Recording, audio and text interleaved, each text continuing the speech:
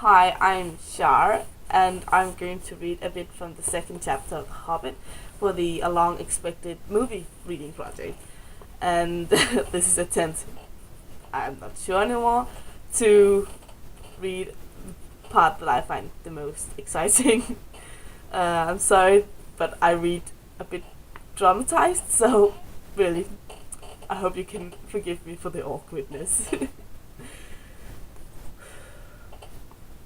It was just then that Gandalf came back, but no one saw him.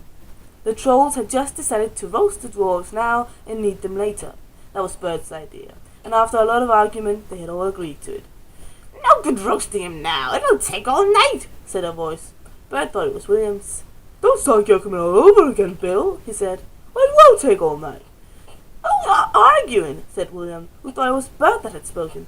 "You are," said Bert. "You're a liar," said William. And so the argument began all over again.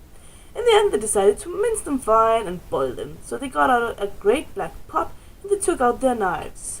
"No good boiling, man. We ain't got no water and it's a long way to the well and all," said a voice. Bert and William thought it was Tom's.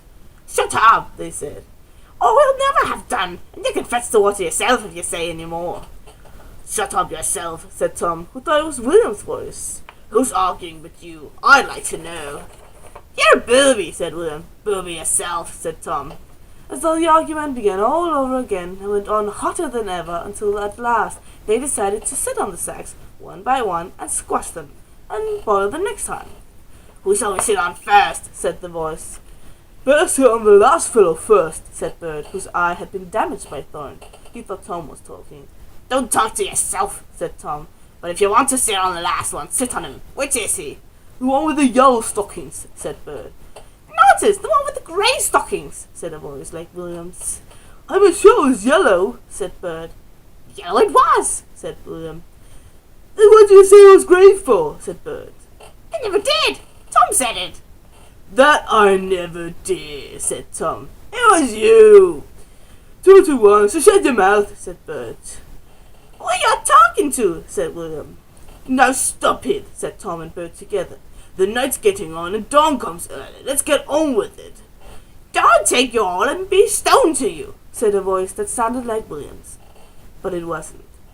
For just at that moment the light came over the hill and there was a mighty twitter in the branches. William never spoke, for he stood turned to stone as he stopped, and Bert and Tom were stuck like rocks as they looked at him. And there they stand to this day, all alone, unless the birds perch on them. For trolls, as you probably know, must be underground before dawn, or they go back to the stuff of the mountains they're made of, and never move again. That is what happened to Bert, Tom, and William. "Excellent," said Gandalf as he stepped from behind a tree and helped Bilbo to climb out of the thorn bush. Then Bilbo understood. It was the wizard's voice that had kept the trolls bickering and quarreling until light came and made an end of them. Yeah, that was difficult. I really like this part, because it's just so funny with the trolls bickering and all. It's the way they just talk to each other. I think it's hilarious. So that's my part for the second chapter, roast mutton.